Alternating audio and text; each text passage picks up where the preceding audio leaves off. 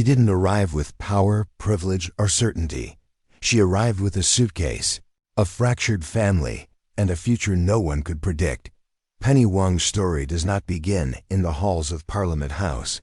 It begins far from Australia. On the 5th of November 1968, in Kota Kinabalu, Sabah, then part of Malaysia. She was born into a world already shaped by difference. Her father was Malaysian Chinese, her mother Australian, and from the very start, her life sat between cultures, countries, and identities. That sense of living between worlds would later become one of the quiet forces shaping her political life. Her early childhood was marked by instability. Penny's parents' marriage did not last, and when she was just 8 years old, her mother made a life-changing decision. With Penny and her younger brother, she left Malaysia and moved to Adelaide, South Australia. It was a dramatic shift.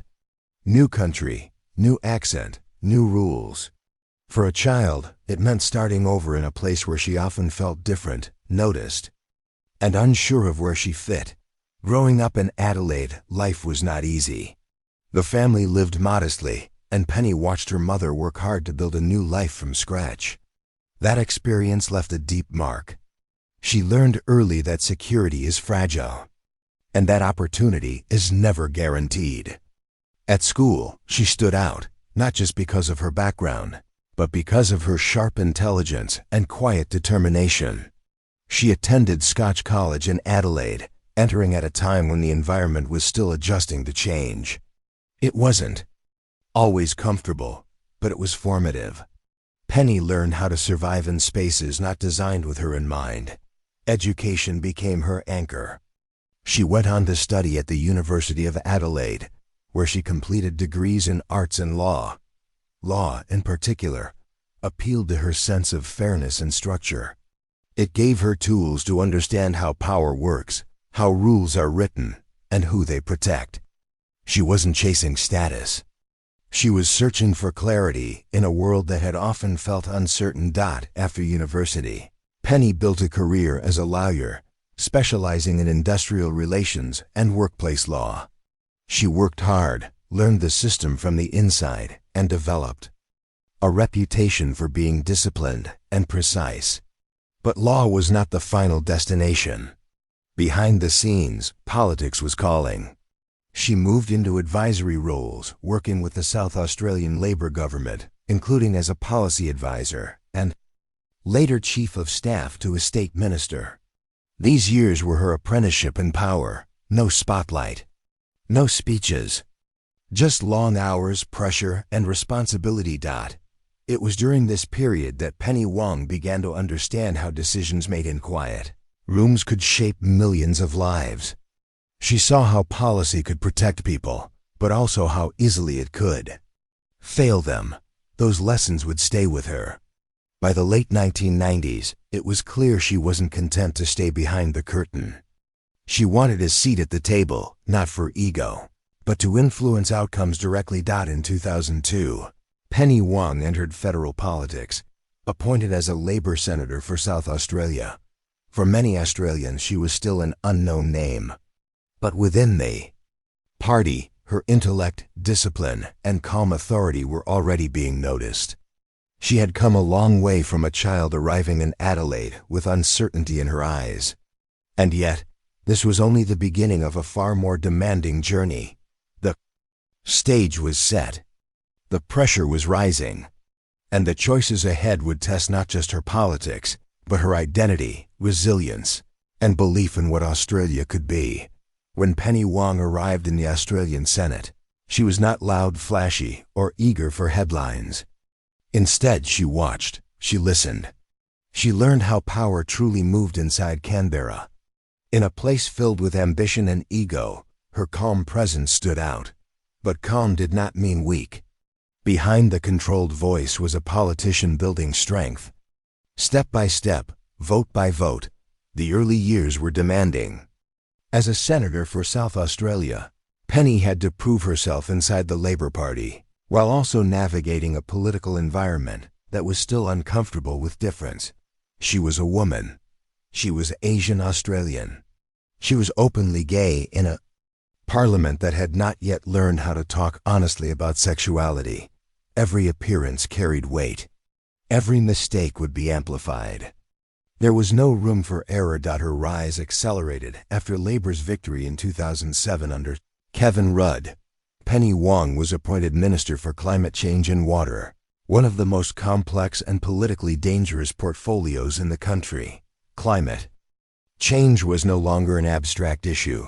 It was a battlefield. Business groups pushed back. Opposition attacks were relentless. Media pressure was constant. The task before her was historic: design and deliver Australia's first major climate policy framework. What followed was one of the most intense periods of her career. Long negotiations, late-night meetings, public backlash, private doubt. Penny became the face of a policy that divided the nation. Every word she spoke was dissected. Every move was challenged. When the proposed emissions trading scheme failed to pass the Senate in 2009, the blow was brutal. Critics declared the policy dead. Some declared her finished, but Penny Wong did not disappear. Instead, she absorbed the loss. She learned from it. And she stayed standing. In 2010, after internal party turmoil and leadership changes, she was appointed Finance Minister under Julia Gillard. It was another high-risk role, placing her at the center of economic decision-making during uncertain global times. Once again, the pressure was enormous. Managing budgets, defending government spending, and facing hostile questioning became daily reality. She earned a reputation for discipline and detail, respected even by those who disagreed with her politics. Then came one of the most defining moments of her public life.